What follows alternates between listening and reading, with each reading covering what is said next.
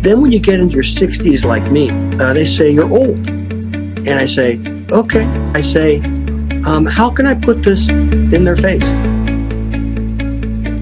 For my 65th, 66th birthday, I just said, I want to do something audacious. I want to do something legendary and epic. I'm not LeBron. I'm not Kobe. I'm a nobody. But in my own little world, I want to do something that people go, no way.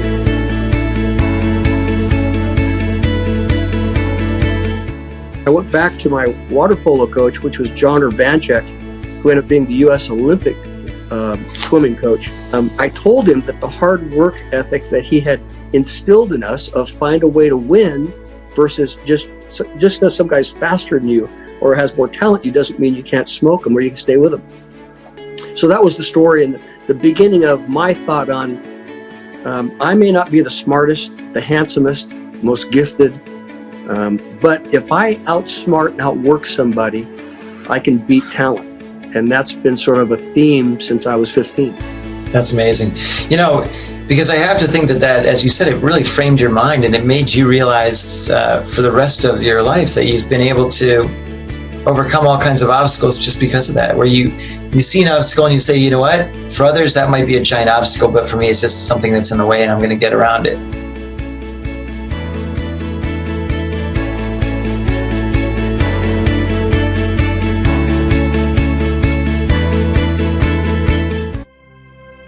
Welcome to the Make Your Mark podcast.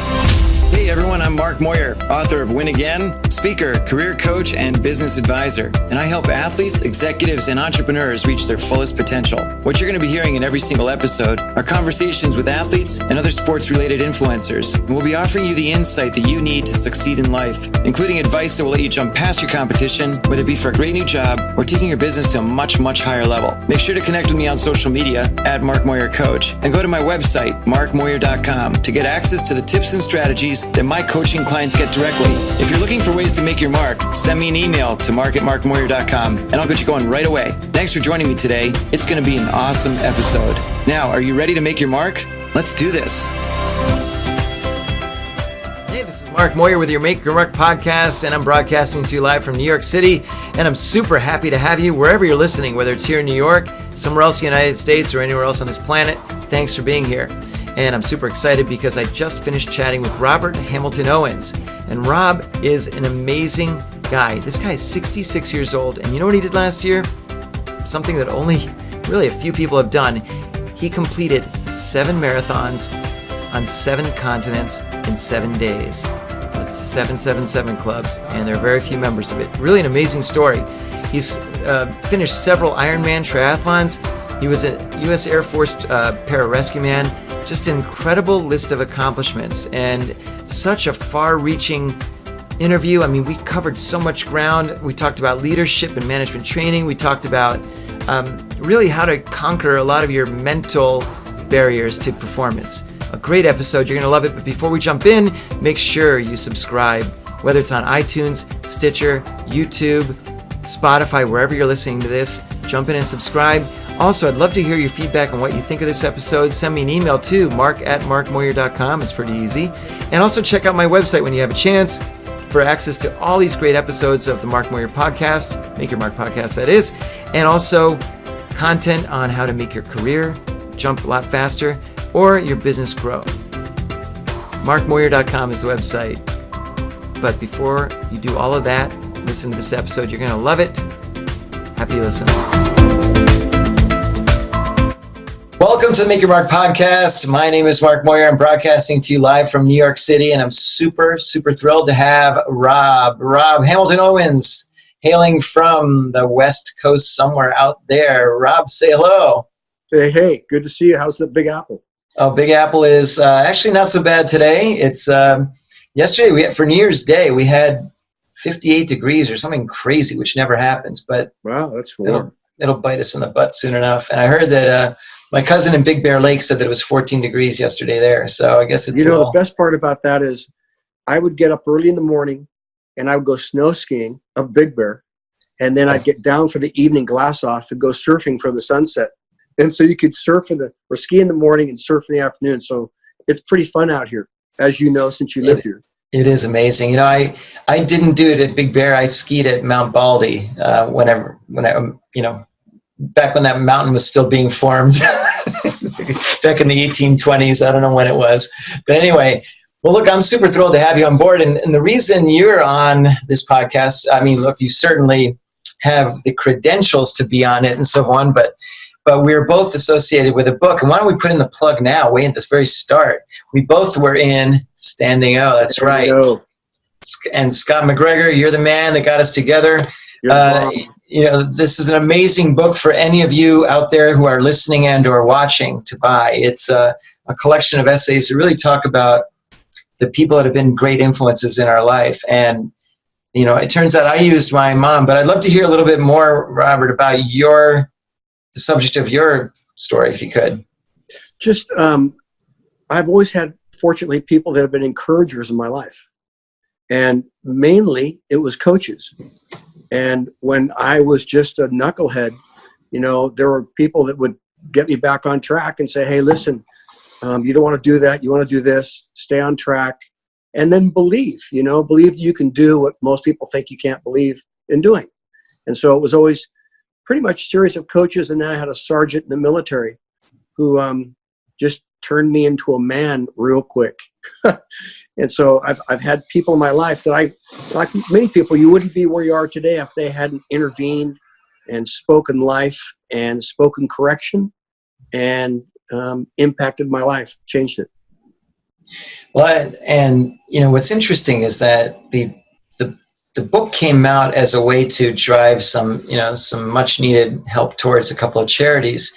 But I have to tell you that it really helped me quite a bit, you know, really look back and understand what was a major influence in my life. And I thought the book was a great project. So I'm delighted that we were able to get together this way. I love your story from soup to nuts. It's an amazing ride, an amazing journey that you've had.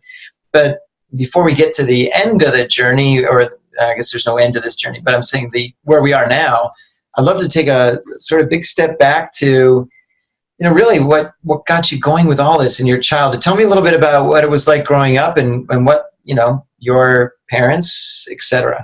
Sure. I think I mentioned to you earlier that I'm an adopted kid.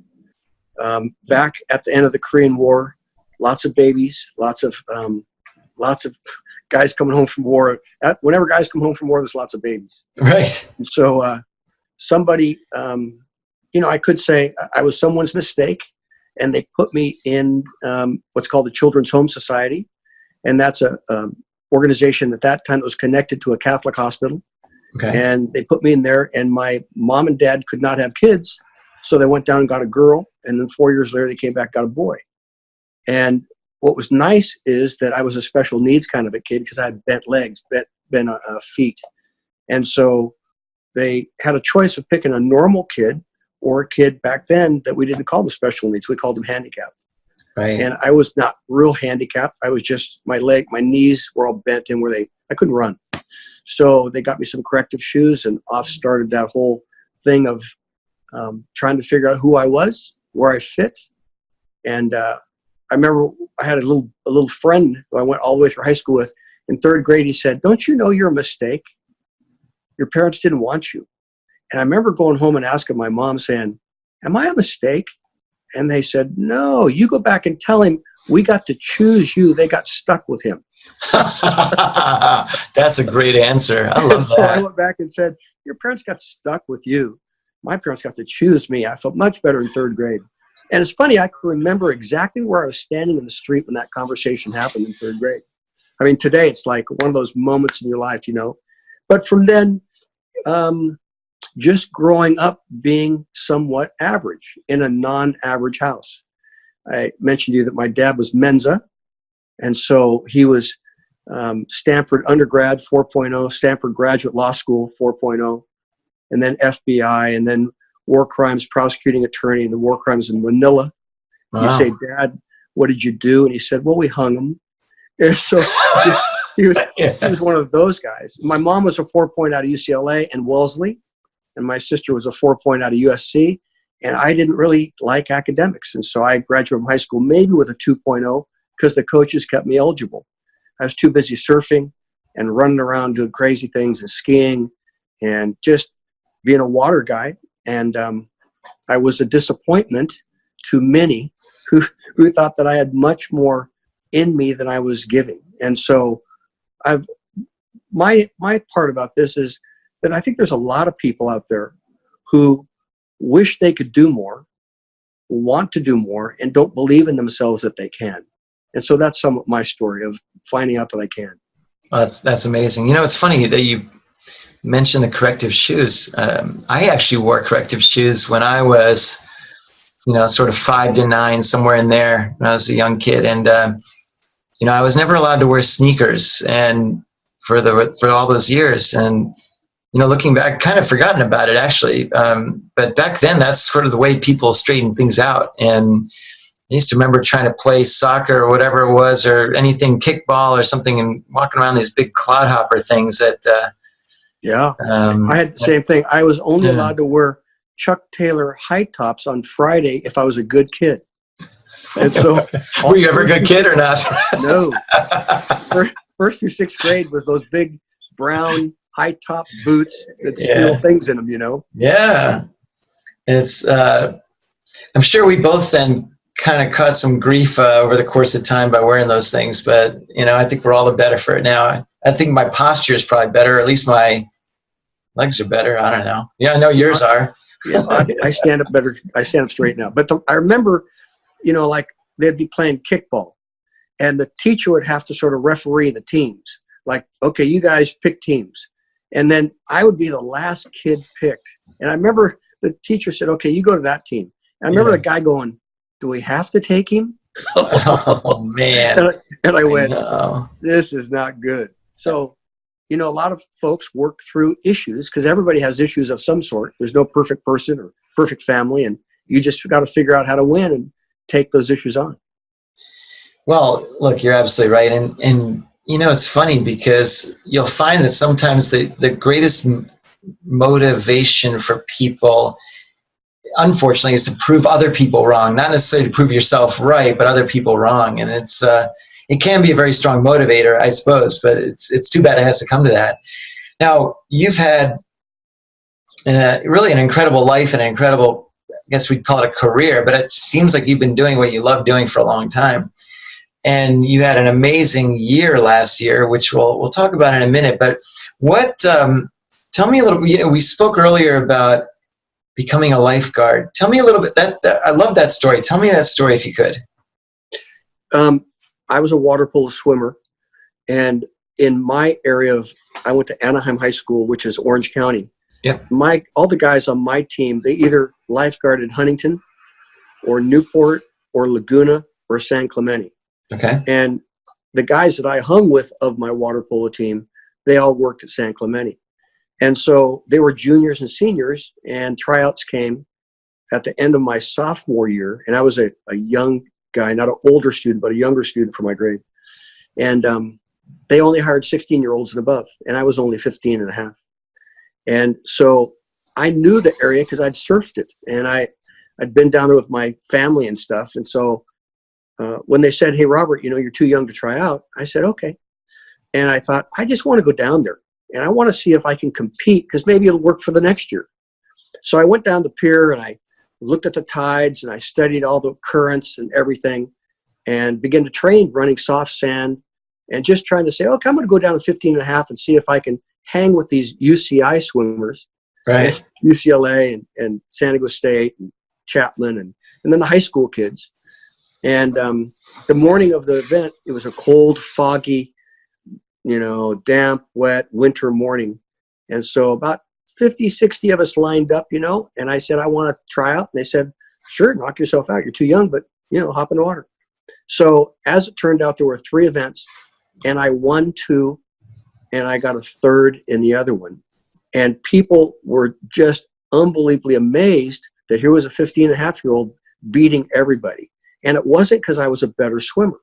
It was because I outsmarted them, and I watched the current, and I knew what was going to happen when I had to swim towards that orange buoy at the end of the pier. And I body surfed past the swimmers that were faster than me. I passed them all up and got off on the beach first. And so with that, then the city said, we're going to interview you. You got the first popsicle stick with the 1 on it. And so I went in and they said, you're too young. And I said, I know, I just want to see if I could do it. And they said, how'd you do this? And I said, I came down here and trained to figure out how to beat faster swimmers. And so they said, okay, we'll see you next year. And I got a phone call that week from the lifeguard chief saying, we've gone to the city manager and we've asked for a waiver for you. We'd like to hire you even though you're underage because of what you've just accomplished. No one thought you could do that. And I became the only 15-and-a-half-year-old in the city's history ever hired. And when I went back to my water polo coach, which was John Urbanchek, who ended up being the U.S. Olympic swimming coach, I told him that the hard work ethic that he had instilled in us of find a way to win versus just because some guy's faster than you or has more talent, you doesn't mean you can't smoke him or you can stay with him. So that was the story and the beginning of my thought on I may not be the smartest, the handsomest, most gifted, but if I outsmart and outwork somebody, I can beat talent. And that's been sort of a theme since I was 15. That's amazing. You know, because I have to think that, as you said, it really framed your mind and it made you realize for the rest of your life that you've been able to overcome all kinds of obstacles just because of that, where you see an obstacle and you say, you know what, for others that might be a giant obstacle, but for me it's just something that's in the way and I'm going to get around it. I'm assuming. Yeah, just how can I pull this thing apart and find out that I can compete? It looks daunting, but there's others that have done it.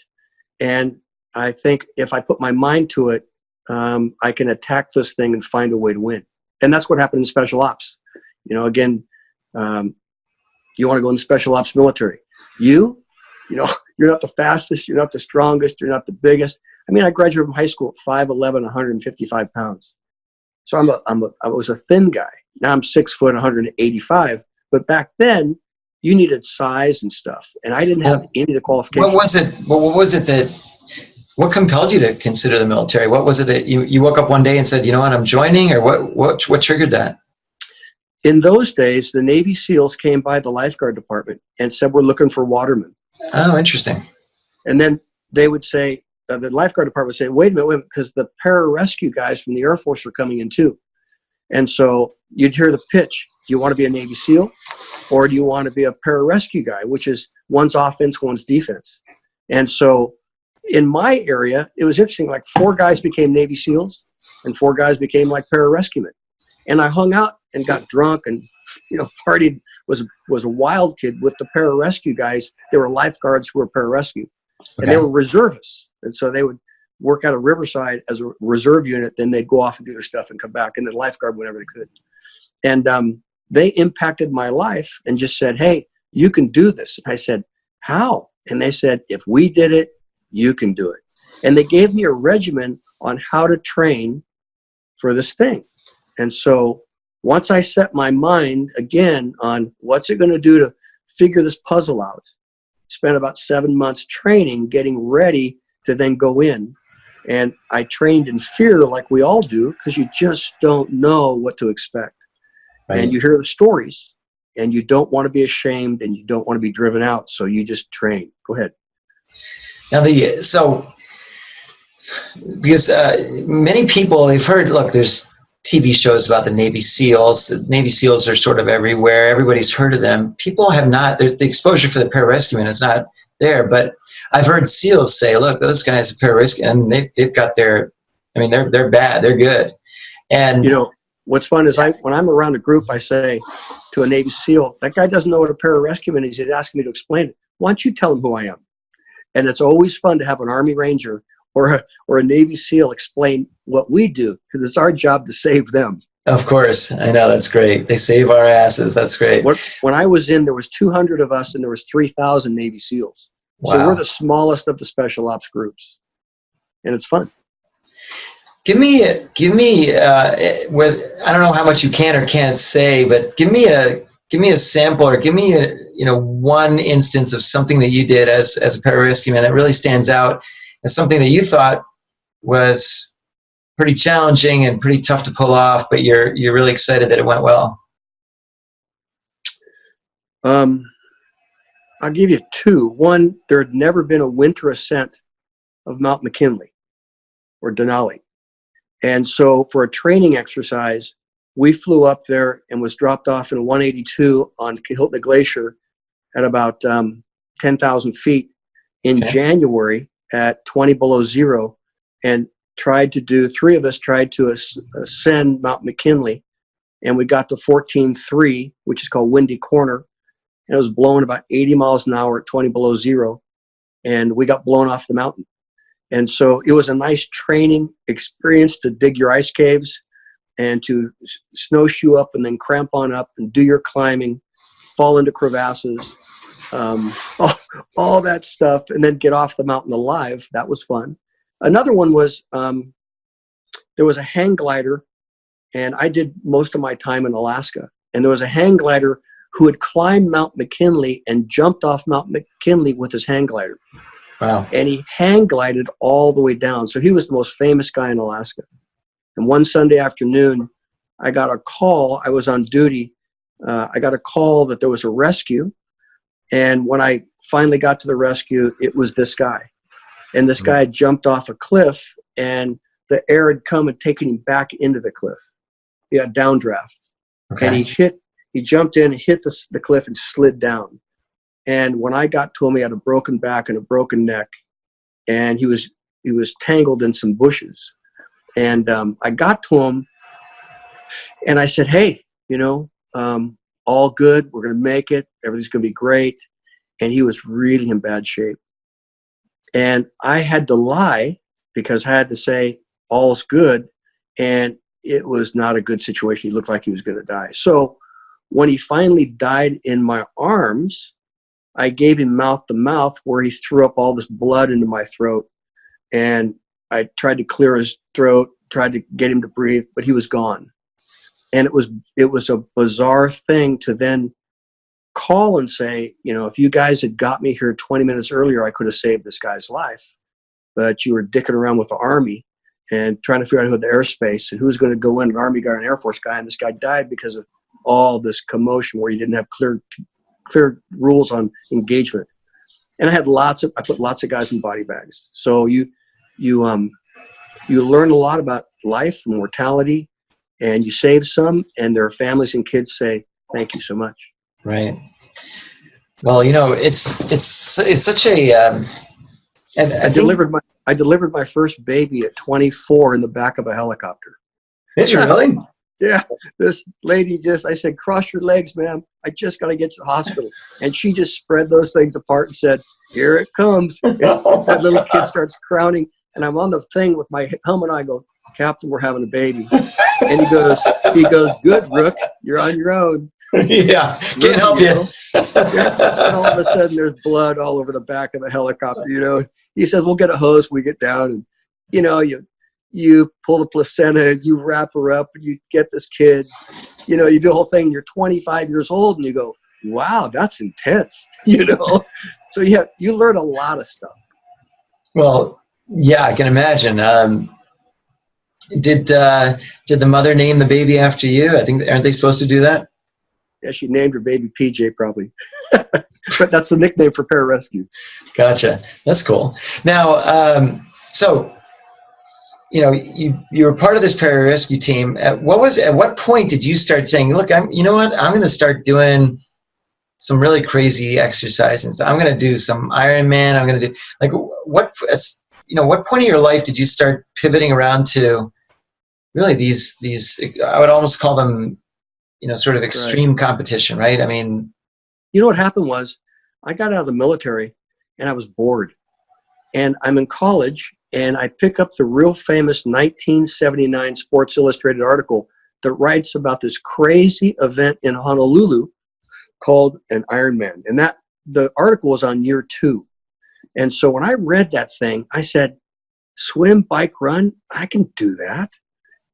And so I thought, I just read it, and then I read it again, and then I read it again, and I just thought, I got to do this. And so I said, I'm going to try this. So from the next day, I started training, and that was in August for a January event. I just didn't tell anybody. I just said, what are you doing? I got a thing I want to do. And then I'd take out that magazine and let them read the magazine, and they go, no way. Because at that time, it was the most extreme endurance sport in the world. And it wasn't even a sport hardly. It was a triathlon, which was brand new, but it was this extreme deal. And so when they said this is the toughest endurance event in the world, being a pararescue guy or a Navy SEAL, you just go, and it was a bunch of Navy guys too that, you know, started this thing. You go, I got to get in this. And so I naively took my pararescue training and started training and showed up in Honolulu for year number 3. There was 100 of us. And today there's only, I think, 2 of us left that are still competing that have done Honolulu and done Kona. So all the other Honolulu guys are either dead or retired. But there's 2 of us left who have done it, and we're still competing. And so we claim that, you know, like we've been in this thing a lot longer than most of you guys.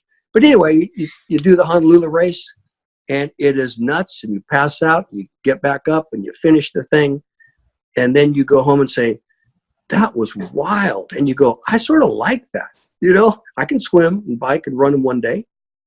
And so that started it. And then I took 20 years off and had 5 kids and really want to focus on those kids. But then my kid, my one mouthy firstborn son says, hey, you're pretty old, aren't you, at 50? And I go, what? You punk? And he goes, God, Dad, that's really old. And so I thought, you know, I think I'll make a comeback and put these kids at the finish line. And so I did one at 50, and then I found I liked it. I thought, hey, this was fun. So I started doing them every year after that. That's amazing. So tell me about, so you're doing these Ironmans, but what was keeping you busy in between them? I mean, you know, you obviously needed to be a pretty engaged kind of guy. What was keeping you busy for those years? For the most part? I was a business consultant for companies. Yep. Good. People would hire me to come in and help solve problems. They said, you still solve or train people? I like, you mean like train guys?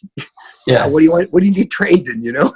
Well, come in and look at my staff and come in and talk and inspire and then tell me what you think. And I'd say, okay. So, you know, 10 people graduate to 15 to 20 to 50 to 100. And pretty soon, you know, I'd fire these guys. I'd keep these guys. I'd spend more budget over here. And I give you a year to make it or else you're dead in the water, blah, blah, blah. And they'd say, thanks. They'd pay me some money. On the other hand, I was also a senior pastor. And so after putting a bunch of guys in body bags, I had this epiphany that I needed to help messed up kids like me. And so I went to the University of Nevada and went to the athletic director and said, man, you got a bunch of guys going to jail off the football team. You got some wild football players here. You want some help? And he goes, no. And I said, all right. But if you ever need some help, I mean, you're losing a lot of scholarship guys. And so he said, well, I got this one quarterback. He's such a disappointment. So I said, sweet, throw me a bone, you know, introduce me. So I met this quarterback and I really liked him. You know, I said, God, you're screwed up. You're a great kid. And so, I mean, I saw myself in him, you know, and pretty soon I had 15 starters in my living room, and pretty soon I had 50 kids. And all of a sudden I was doing this campus thing at the University of Nevada. And pretty soon I became the chaplain for the university for football, baseball, basketball, worked with kids.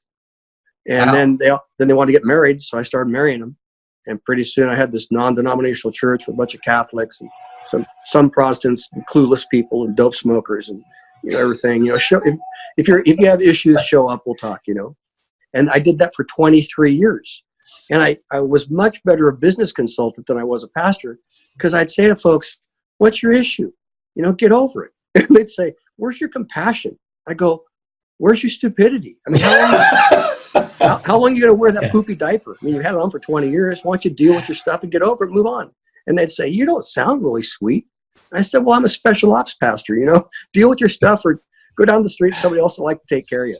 It's funny. Special ops pastor. That's great. Because, you know, what's funny is that people often ask me, Mark, you know, are you a life coach? I'm like, oh God, no. You know, I'm a little bit like you, Rob, where I try to help people through things, but I kind of say, look, suck it up and deal with it, dude. You know, it's you got a whole lot going for yourself to be whining about whatever it is.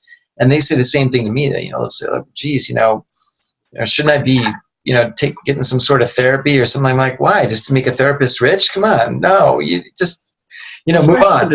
Especially in the city, everybody's got a therapist. Yeah, I guess so. I don't know. I go back there and I tell these folks, you're paying for that. You're paying for that. You're paying for that. These guys are making bank on you. Why don't you just deal with your stuff and you could save a bunch of money? I could get you through this real quick if you want.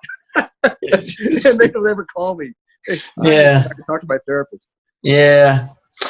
Well, I'm in that boat, so I'm with you on that. Well, look, I guess I should have. It's interesting that you mentioned all that stuff about being a pastor and so forth, because number one, I guess I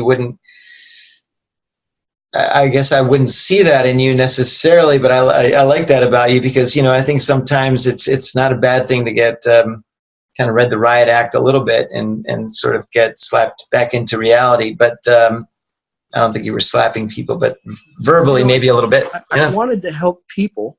Right. And I wanted to help people change and grow and find wins in their life. But sometimes people would rather have an old enemy than a new friend, because people like the lay of the land. It's risky to venture out into something new. So I'd rather stay miserable and complain than really change. I'd rather be with these friends who ruined my life because I like them and I've known them all my life, versus change them and lose the emotional pain of change. And people like myself, nobody does well with change.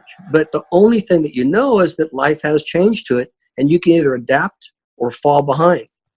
And so growth is challenging. You can struggle forward or you can struggle going backwards, but life is a struggle. So you got to choose how you want to struggle, That's brilliant. And it's so true, especially when you are consulting like you do for a business, or doing any sort of coaching, business coaching, consulting, et cetera. Some of the work that I do, I think that it's all about, when we're doing something ourselves, we see everything through our own lens, and we don't necessarily see how things look on the other side. And I think there's a tendency for a lot of us to feel that the world might end if certain things don't happen, we do. And then at the end of the day, the world doesn't give a flying crap, right? They don't.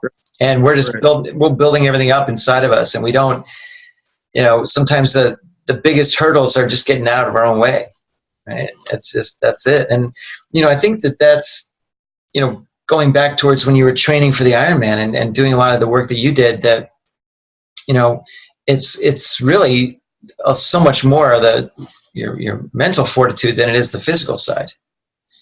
I find I get asked to speak a lot on mental toughness, developing mental strength, tenacity. And there's an interesting thing, just a side note for the listeners. There's a book out by a guy named Matt Fitzgerald called How Bad Do You Want It? He's a Sports Illustrated writer, triathlete guy, Triathlete magazine. Anyway, it's a PhD thesis on the chemicals that are released in your brain from physical pain being different than the chemicals being released in your brain from mental pain. Interesting.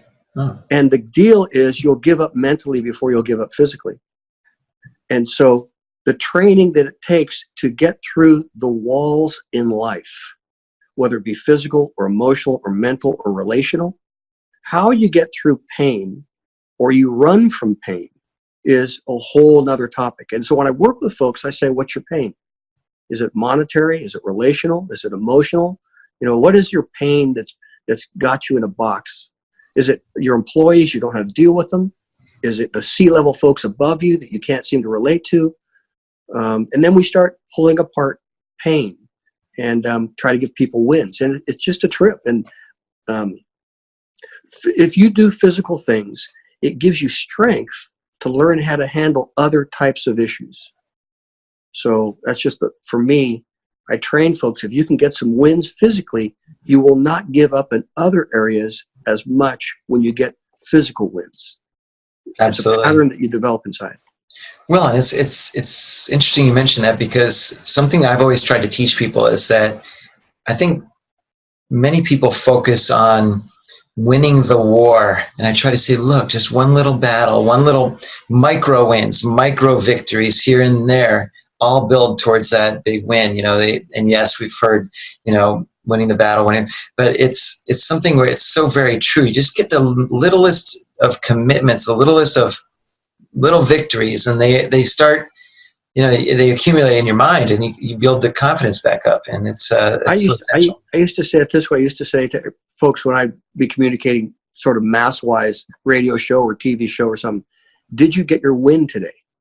Mm-hmm. Every day you ought to have a win. And if you programmed a win, one less cigarette, one less calorie, one less anger issue, did you just get a win today? Because habits develop habits, and wins give confidence for more wins. So as you just said, it's those little steps every day to say no to something, to say yes to something. Did you get your win today? And I can't tell you how many people have come back and they email me or they Facebook me and they say, I'm getting my win. I got a win. I thought through 5 wins for 5 days this week. I worked on these wins, and I'm gaining confidence because that which used to be impossible, just, how do you eat the elephant one bite at a time, and you just begin to whittle away at stuff. And it's great. Well, you know what? It's really food for thought because, one of the things I like to do is on a daily basis, I tend to have, I speak to lots of people, but I consider it a win when I have some nice aha moments with my clients or anybody I'm speaking with. And to me, I think it's a great idea to schedule calls that will likely lead to a win, because then it's going to really set the stage for a lot of the rest of your day. And whether it's a call or as you said, an act, whether it's, again, it could be eating one less calorie, like you said, or one less cigarette, whatever it is. If you can schedule that into your day where you're going to guarantee yourself a win, I think that'd be great. That's throw that into the old. Yeah, go ahead. Yeah. So I know this is probably not politically correct for the city, for the Big Apple, but like sometimes I'll just see some lady who just really looks together, and I'll open the door for her, and she'll look at me like I can open my own door, and I go, I know, I just want to open the door for you. And they just look, and I get the win, because being polite or kind or giving is a win whether somebody likes it or not, because it's a win for me to win at just doing it, watching their face. So sometimes, I'll pay for somebody's meal. Somebody will be sitting there, cashier, I'll just pay for that. Why? Because that single mom needs to have a win today, and somebody cares that she's struggling. And you can just plan acts of kindness that build wins for you, and they may get it or they may not get it. But it's every day, what am I going to do today? Is it with money or with a smile, or is it with an act? How am I going to get that win today where I feel better about it? And it's fun. That's amazing. That's great. Well, now listen, I want to shift into something else, because this is something we need to talk about. 777 and what on earth made you think that this was something you had to do? So I'm going to let you explain what 777 is, and what made last year such a crazy year for you, crazy good year for you. Going back to that average thing. Yeah. What does average look like? It limits what we think we can do. And if you get wins in overcoming expectations of you shouldn't, you can't, why you, if you do that, then when you get into your 60s like me, it's like, okay, they say you're old. And I say, okay. And so then I say, how can I put this in their face? Or how does this work? So for my 65th, 66th birthday, how to get a win for me, I just said, I want to do something audacious. I want to do something legendary and epic. I'm not LeBron. I'm not Kobe. I'm a nobody. But in my own little world, I want to do something that people go, no way. And I go, I think at 65 years old, it'd be fun to have a win, because I've never had a big athletic win, So I scheduled 5 events. And I trained 2.5 years for them. Every morning at 4:30, 5 days a week, get up, do about a 3-hour workout. So by 8 o'clock, I could be done. And I scheduled these events. They just sort of came about. One was 238 miles across Greece in 8 days, trying to do King Leonidas from the movie 300.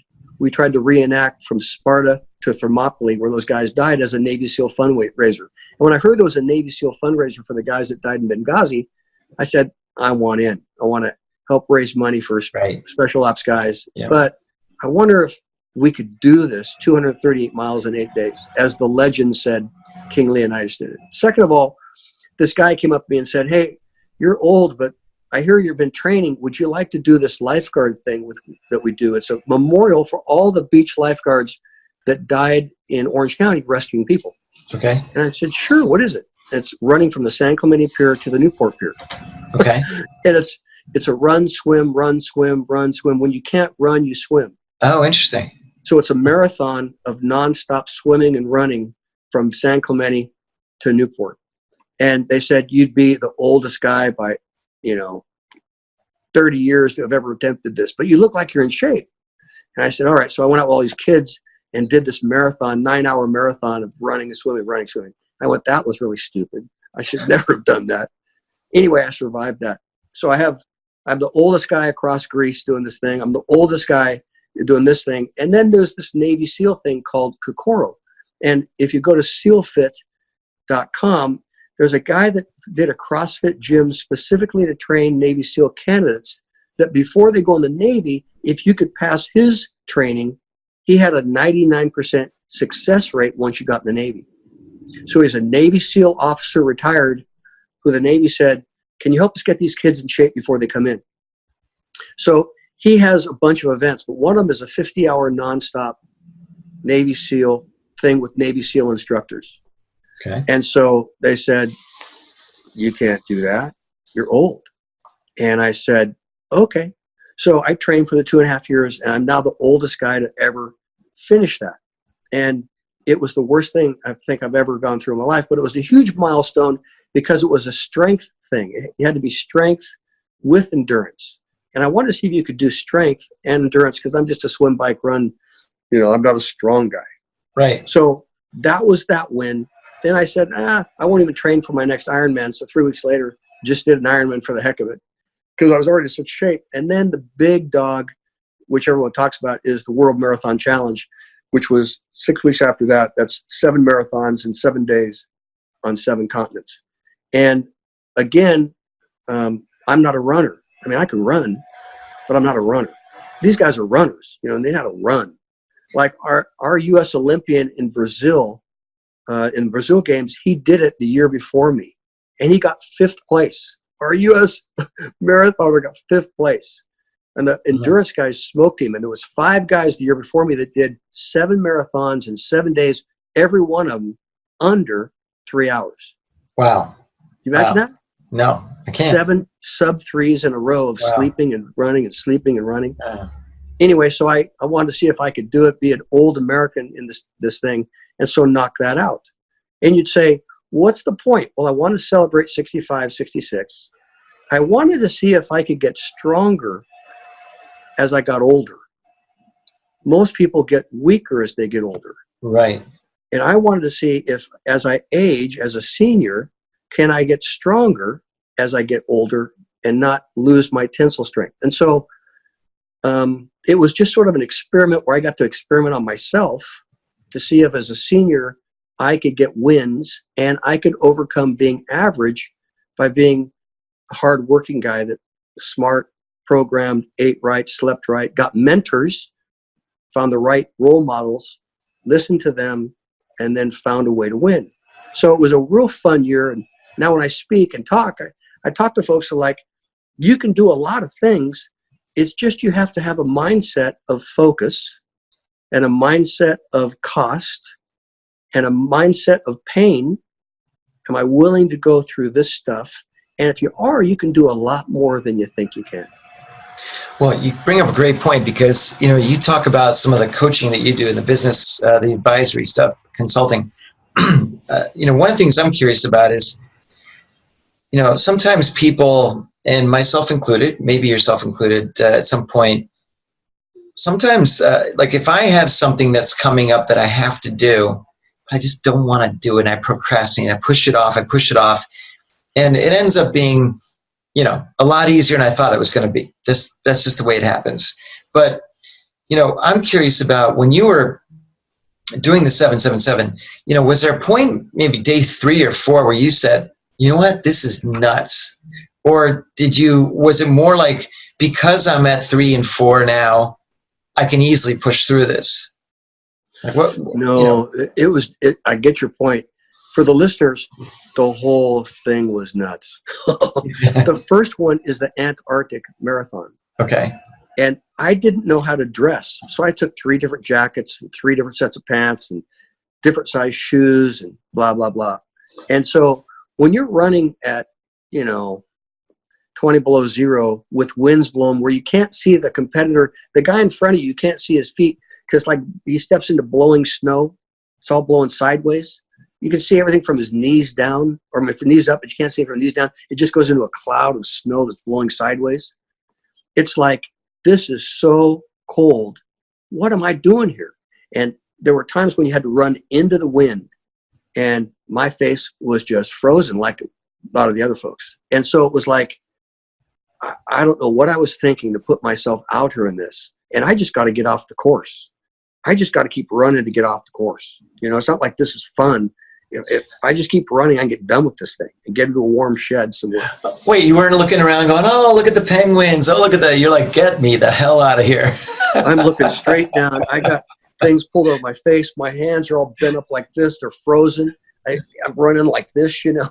And you see all these different people running in these different ways, like we're all freezing.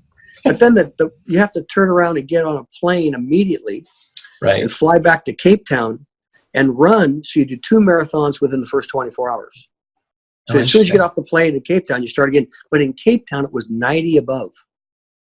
So you go from that low temperature, and then your feet swell on the airplane. Then you get off and you get in that heat.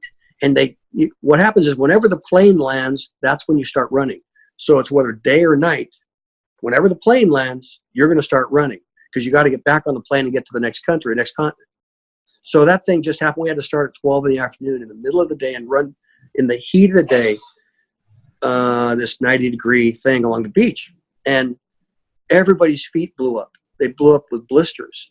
I was fortunate because I'd blown my feet up in Greece on the 238 miles. So I had learned to bring 4 different pairs of shoes, 4 different sizes, because I knew my feet were going to blow up. Wow. So I started off in a size 11.5 and I finished in about size 13.5.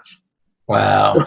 And so your feet just keep expanding every day from the pressure and the flying. Yeah. And anyway, so your question was there ever a day? From the moment I got off the plane in Antarctica, I went, I thought I figured this out, but I didn't figure it out. And all of us were looking at each other going, this is going to be bizarre. But the most fun was day number 5. And that was in Cartagena, Colombia. We'd made a flight from Lisbon all the way, so you got a good sleep. Sure. And you got down there, and it was Super Bowl Sunday. And so we got going about 4 in the afternoon, and that'd be like Miami time. And we started doing laps, and we had to do all these laps. But part of the laps were we had to run through a bar area. And the bar area, restaurant bars, all had TVs, and they all had soccer. But one bar at the very end had the Super Bowl on. And as you could run by, you could slow down and look inside and see what the score was. So I saw the first quarter as I ran by, in the second quarter, third. So finally, when it got down to like the middle of the third quarter, I said, I'm going to quit the marathon. I'm going inside and I'm going to watch the rest of the Super Bowl. So I'm sweaty, no shirt. I got a bib number on, you know. I just pull off into this bar off the course and I take a knee. And I'm just watching this game. And I watched the whole deal where Brady doesn't make it and the Eagles win and stuff. And I turn around, and there's like 7 American marathoners. We've all got in this bar. And we're all watching the Super Bowl. And then we go, oh, crap, we got to go finish this marathon. So we went outside the bar and high-fived and started running our marathon again. That's amazing. Fun. Now, how many people are doing this at the same time? How many participants were there? This year there were 15 women and 45 guys. And all but one made it. One got real sick between Cape Town and Dubai. Melbourne stuff, got real sick and had to be taken off and hospitalized.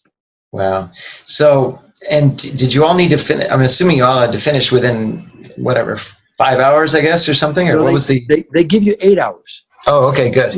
Which almost anybody can walk fast and make 8 hours. Right. So what happened? The guy that really won the whole thing was a guy with Parkinson's. Wow. He's in New York City. His name is Brett, B-R-E-T, Parker. He's the president of the New York Bar Association downtown. No kidding. So, he's an attorney. And he said, I'm not going to let Parkinson's knock me out. I'm going to compete. And so he dragged his leg for 7 marathons. Mm. And when we all finished, we all just looked at him and said, dude, you are the winner here. Because he was in last place. And he never, ever quit. And he said, I'm going to do this to prove that Michael J. Fox, the foundation, we Parkinson's people, we never quit. And it was so inspirational, I cried. There was like 25 people that flew down from New York City, all wearing his T-shirt, Brett Parker team, and they all did the marathon with him. Wow. Wow. It was so inspirational. That's amazing. So, so you've done all these obviously these physical and mental accomplishments. Give me I'd love to hear from you maybe a couple of other, tips that you can give people that are maybe going through some, whether it's challenging times, like how do you overcome some, in your mind, aside from the get over it part of it, but, some obstacles that are in front of you. What are some of your ideas and strategies on how to get past things and sort of get to the other side? First of all, I always remind people that what they're going through is not unique to them. Somebody has already been through this.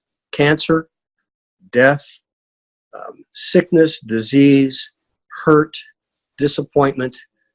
You feel all alone with your emotions, but if you venture out, you'll find people that will relate to you and say, I know your pain, and I can tell you how you're going to make it because I made it, or we made it. So the key, number one, is to get out of your little world, or if I was not a nice guy at see your pity party, if I had the pastor hat on, I'd say, get out of your pain and be courageous. Be courageous and go look for help from people that might understand your situation. And most people don't want to be courageous enough. They'd rather sit and mope and replay the negativity in their brain every day versus looking for a positive way out. Because it takes courage to do that. And many people don't know how to have that kind of courage in that kind of pain. Good. Number one. Yeah. Go ahead. No. Number two. Number two, I would begin to write. Oh. There's something about chronicling what's going on.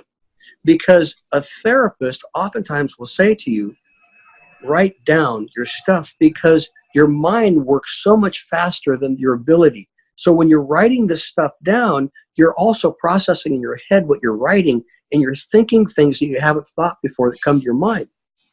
So writing is a real therapy tool for processing pain.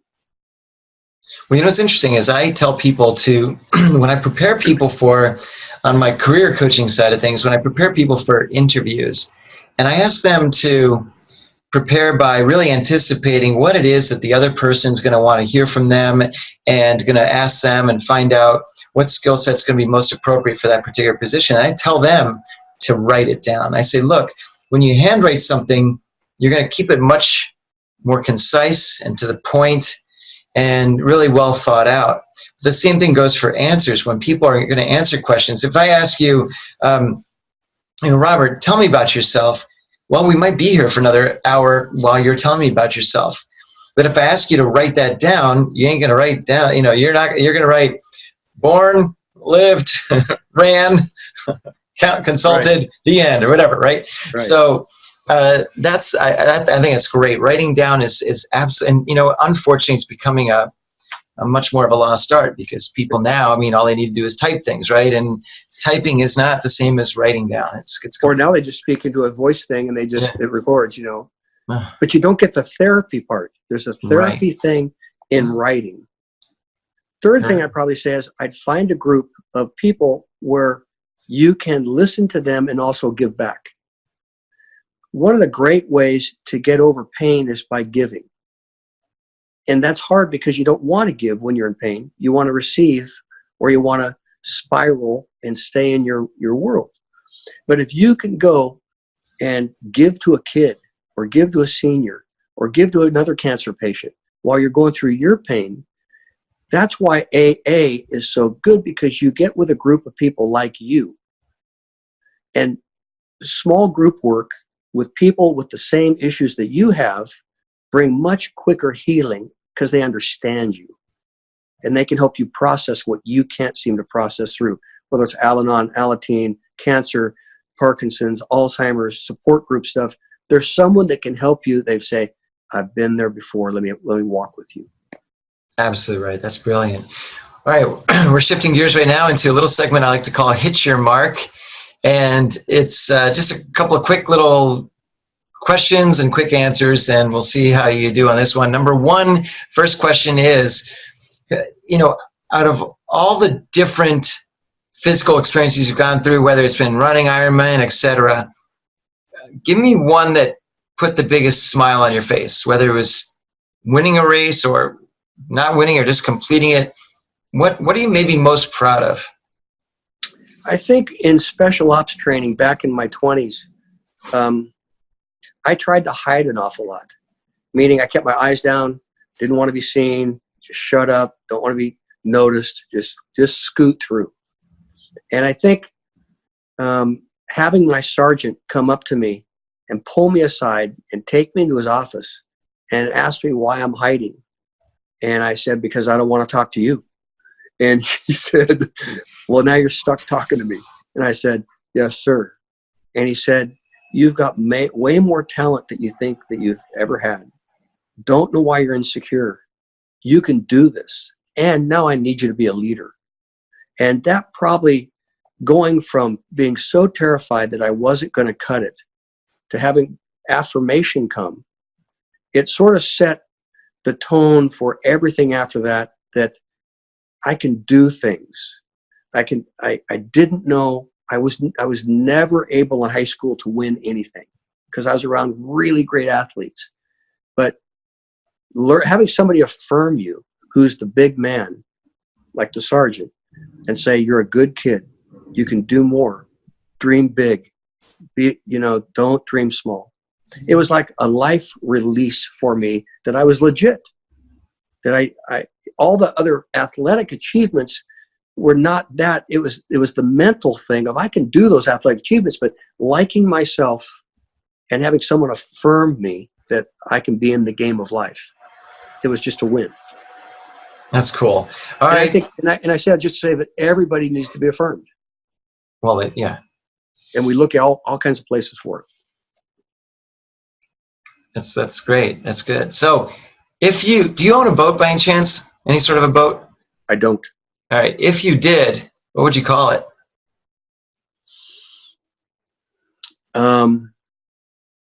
Probably Sunset.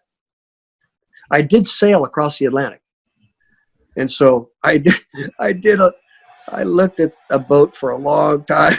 We sailed from the Canary Islands down to Africa and over across to the British West Indies.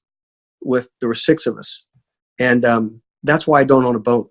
I was going to say, yeah. Well, I mean, I know how to sail, but I don't want to own a boat, So, but I like sunsets. I'd probably call it Sunset. Okay, good. Sorry, not very exciting. No, it's not exciting, but the fact that you decided to ride, I mean, I'm a land guy, not a water guy. And, put me about 20 feet offshore and I'm pretty good out there. Maybe, I can go a little farther out and I can swim very well, but still I'm impressed with that. That to me is a greater accomplishment than the 777. I mean, I don't know, man. I just, it's a bizarre deal to be like 2,000 miles offshore on either direction. It's really deep down there. It is deep. Have these big creatures come up underneath, Well, that's the thing. What I can't see is what bothers me, right? Oh man, we're stuck with no wind, and it's super hot and it's glassy, and the guy who's captain of the boat says, why don't you go scrub the hull? I mean, there's nothing else to do. Why don't we just clean the hull? When the wind comes up, let's have a clean hull to go faster. So about 3 or 4 of us, we jump in the water, in our Speedos, and we're just scrubbing the hull of the boat with scrubbers and stuff, And all of a sudden, this guy goes, get out of the water! And what? And he goes, look! And this huge dark shadow is coming towards us, huge. I'm on a 99-foot swan. It's the only 99-foot swan made in the world. And 99 feet seems like a long boat until you're out in the middle of nowhere, Then it's a pretty small boat. Anyway, I couldn't get to the ladder fast enough to try to get back on the boat. And as I'm crawling up the boat thinking a shark's going to eat me, we're all scrambling. We get up and this huge whale just goes and goes and as long almost it seems as the boat. And it was like, oh my God, and I just thought I was going to die. And so you have all kinds of these experiences, out there where the waves are so big, they're running from the North Pole down to the South Pole, and you're going east to west, but they're going north to south. And we had a 4 spar mast, meaning if you look at a mast, it's got the little things on it, going up. Yeah. Most of them only have 3. Okay. But we had 4, meaning that it was a really high mast, which means the bottom is really low. So it's your ballast thing, right? So we spent 3 days in a storm where when we were going east to west and they were going north to south, we'd be going up and down, driving down the middle.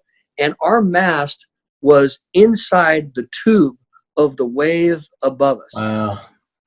And then we would come up the other side and we'd be looking, we could see for 20, 30 miles, and then it would be back down and you'd have a wall of water on both sides of you because you're down in the trough of that swell.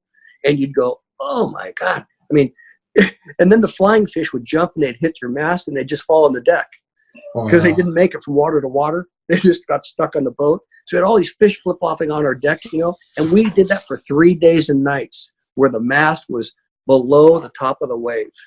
And then you go way back to the top and you go way down the bottom again. And it was just like, I had the night shift, from 12 to 3 in the morning.